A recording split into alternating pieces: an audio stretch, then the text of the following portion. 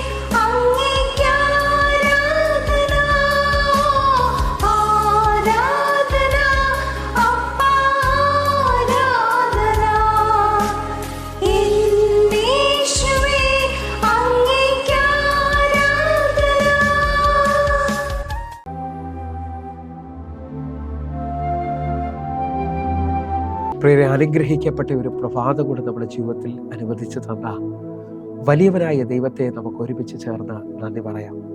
എത്ര പേർ പറയും, ഞാൻ നിന്നതല്ല, എൻ്റെ ദൈവം എന്നെ നടത്തിയതാണ്.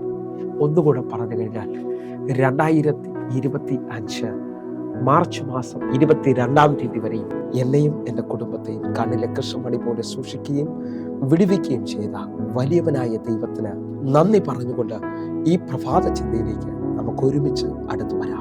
നമ്മുടെ ദൈവം അത്ഭുത മന്ത്രി. പ്രിയരെ, പ്രാരംഭവാക്യത്തിലേക്ക് യെശയ്യാ പ്രവാചകന്റെ പുസ്തകം 9-ാം അധ്യായം അതിന്റെ 6-ാമത്തെ വാക്യം. നമുക്കൊരു ശിശു ജനിച്ചിരിക്കുന്നു, നമുക്കൊരു മകൻ നൽകപ്പെട്ടിരിക്കുന്നു, ആധിപത്യം അവന്റെ തോളിലിരിക്കും, അവന് അത്ഭുത മന്ത്രി, വീരനാം ദൈവം, നിത്യപിതാവ്, സമാധാന പ്രഭു എന്ന് പേർ വിളിക്കപ്പെടും. പ്രിയരെ, ഈ പ്രഭാതത്തിൽ ദൈവം നമ്മോട് ഇടപെട്ട അനുഗ്രഹിക്കപ്പെട്ട വചനത്തിനായി നമുക്ക് ഒരുമിച്ച് ചേർന്ന് ദൈവത്തിന് നന്ദി പറയാം. എല്ലാവരുടെയും ആഗ്രഹമാണ് ജീവിതത്തിൽ ഒരു അത്ഭുതം നടക്കണമെന്നുള്ളത്. എന്നാൽ ഇന്ന് ഞാനും നിങ്ങളും വായിച്ചു കേട്ട വാക്യത്തിനകത്ത് വ്യക്തമായി നമ്മുടെ കർത്താവിനെ കുറിച്ചുള്ള പ്രവചന സന്ദേശമാണ്. അവൻ അത്ഭുത മന്ത്രി, വീരനാം ദൈവം, നിത്യപിതാവ്. എന്നെ ശ്രദ്ധിക്കുന്നവരെ, ഞാനും നിങ്ങളും സേവിക്കുന്ന ദൈവം അത്ഭുത മന്ത്രിയാണ്. നമ്മുടെ കർത്താവ് വീരനാം ദൈവമാണ്. നമ്മുടെ ജീവിതത്തിനകത്ത് ഇന്നും അവൻ അത്ഭുതങ്ങളെ ചെയ്യുവാൻ കഴിയും. ഹല്ലേലൂയ. വിശ്വസിക്കുന്നുണ്ടെങ്കിൽ ഈ പ്രഭാതത്തിൽ എല്ലാ വഴികളും അടഞ്ഞെന്ന് ചിന്തിക്കുന്നുണ്ടെങ്കിലും നമ്മുടെ കർത്താവ് അത്ഭുത മന്ത്രിയാണ്. നമ്മുടെ വിഷയങ്ങളെ കർത്താവിൻ്റെ കരത്തിലോട്ട് ഏൽപ്പിക്കാൻ പ്രിയരെ, ദൈവം ഇന്നും പ്രവർത്തിക്കാൻ ശക്തനാണ്. മീഖ പ്രവചനം 7-ാം അധ്യായം അതിൻ്റെ 15-ാമത്തെ വാക്യം. നീ മിസ്രൈം ദേശത്തുനിന്ന് പുറപ്പെട്ട കാലത്തെ പോലെ ഞാൻ അവനെ അത്ഭുതങ്ങളെ കാണിക്കും. പ്രിയരെ, ഈ വചനം കൂടെ നമുക്ക് ഒരുമിച്ച് ചിന്തിക്കുമ്പോൾ നമ്മുടെ ദൈവം അത്ഭുത മന്ത്രിയാണെന്ന് നമുക്ക് വിശ്വസിക്കാം. നിങ്ങൾ ശ്രദ്ധിച്ചു നോക്കിയേ, ഒരു വലിയ ഹോസ്പിറ്റലിലേക്ക് നിങ്ങൾ കടന്നു ചെന്നാൽ ഓരോ രോഗത്തിലും സ്പെഷ്യലായിട്ടുള്ള ഡോക്ടേഴ്സിനെ നമുക്ക് കാണാൻ കഴിയും. ഗവൺമെന്റിൽ നിന്ന് ഒരു കാര്യം എനിക്ക് നിങ്ങൾക്ക് സാധിക്കണമെങ്കിൽ അതാത് വിഭാഗങ്ങളിലെ ഓഫീസുകളുണ്ട്. അവിടെ ചെന്നാൽ മാത്രമേ അതെനിക്ക് നിങ്ങൾക്ക് സാധിക്കത്തുള്ളൂ. എന്നാൽ ഞാനും നിങ്ങളും വിശ്വസിക്കുകയും പ്രാർത്ഥിക്കുകയും ചെയ്യുന്ന നമ്മുടെ കർത്താവ് അത്ഭുത മന്ത്രിയാണ്. നമ്മുടെ എല്ലാ വിഷയങ്ങൾക്കും ഒരു നാമമേ ഉള്ളൂ, അത് യേശുവിൻ്റെ നാമമാണ്. നമ്മുടെ എല്ലാ ആവശ്യങ്ങളെയും പരിഹരിക്കുന്ന ഒരു അത്ഭുത മന്ത്രിയുണ്ട്.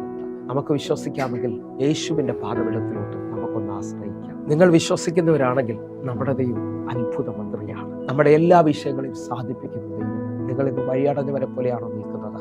നിങ്ങൾ നോക്കിയേ, ഇസ്രായേൽ മക്കളെ വാഗ്ദത്ത ദേശത്തിലേക്ക് മോശ മുഖാന്തരം വിളിച്ചിറക്കിയിട്ട് 3-ാമത്തെ ദിവസം ചെങ്കടലിന് മുമ്പിൽ ചെന്ന് വഴിയില്ലെന്ന് പറയുന്നവനല്ല. അവർക്ക് വേണ്ടി അന്ന് രാത്രിയിൽ ലോകം കാണാത്ത ഒരു അത്ഭുത വഴി ചെങ്കടലിന്റെ നടുവിൽ എൻ്റെ ദൈവം തുറക്കാൻ പോവുകയാണ്. ഈ പ്രഭാതത്തിൽ വിശ്വസിക്കാമെങ്കിൽ ഇതേപോലെ ഒരു അത്ഭുത വഴി എൻ്റെ ദൈവം നിങ്ങൾക്ക് വേണ്ടി തുറക്കാൻ പോകുന്നു. അതേപോലെ പ്രാർത്ഥിക്കുന്ന ദാനിയേലിനെ സിംഹക്കുഴിയിലേക്ക് സിംഹത്തിന്റെ ആഹാരമാക്കാൻ പോവുകയല്ല എൻ്റെ കർത്താവ്. പ്രാർത്ഥിക്കുന്നവന് വേണ്ടി സിംഹങ്ങളുടെ നടുവിൽ വലിയൊരു അത്ഭുതം എൻ്റെ കർത്താവ് ചെയ്യാൻ പോവുകയാണ്. സിംഹത്തിന്റെ വായടച്ചുകൊണ്ട് പ്രാർത്ഥിക്കുന്ന ദാനിയേലിനെ ദൈവം ഉയർത്താൻ പോവുകയാണ്. വിശ്വസിക്കാമെങ്കിൽ കാനാവിലെ കല്യാണ വീട്ടിൽ അത്ഭുതം ചെയ്ത കർത്താവ്, തൻ്റെ മഹത്വത്തെ വെളിപ്പെടുത്തിയ കർത്താവ് നിങ്ങൾക്ക് വേണ്ടി ഒരു അത്ഭുതം ചെയ്യാൻ പോവുകയാണ്. 1 പത്രോസ് 2-ാം അധ്യായം അതിൻ്റെ 9-ാമത്തെ വാക്യം കൂടെ ഒരുമിച്ച്. നിങ്ങളോ അന്ധകാരത്തിൽ നിന്ന് തൻ്റെ അത്ഭുത പ്രകാശത്തിലേക്ക് നിങ്ങളെ വിളിച്ചവന്റെ സൽഗുണങ്ങളെ ഘോഷിക്കുവാൻ തക്കവണ്ണം തിരഞ്ഞെടുക്കപ്പെട്ട ജാതിയും രാജകീയ പുരോഹിത വർഗവും വിശുദ്ധ വംശവും സ്വന്തം ജനവും ആകുന്നു. പ്രിയരെ, ഈ വാക്യം കൂടെ വായിച്ചു കഴിയുമ്പോൾ ഒരു കാര്യം പൂർണ്ണമായി വിശ്വസിക്കാം. നാം അന്ധകാരത്തിൽ തുടരുകയല്ല, നമ്മെ അന്ധകാരത്തിൽ നിന്ന് അത്ഭുത പ്രകാശത്തിലേക്ക് വിളിച്ചിരിക്കുകയാണ്. വിളിച്ചവന്റെ സൽഗുണങ്ങളെ ഘോഷിക്കുവാൻ തക്കവണ്ണം അവൻ രാജകീയ പുരോഹിത വർഗമാക്കി നമ്മെ തീർത്തിരിക്കുകയാണ്. നിങ്ങൾ വിശുദ്ധ ജാതിയാണ്, ദൈവത്തിന്റെ സ്വന്തം ജനമാണ്.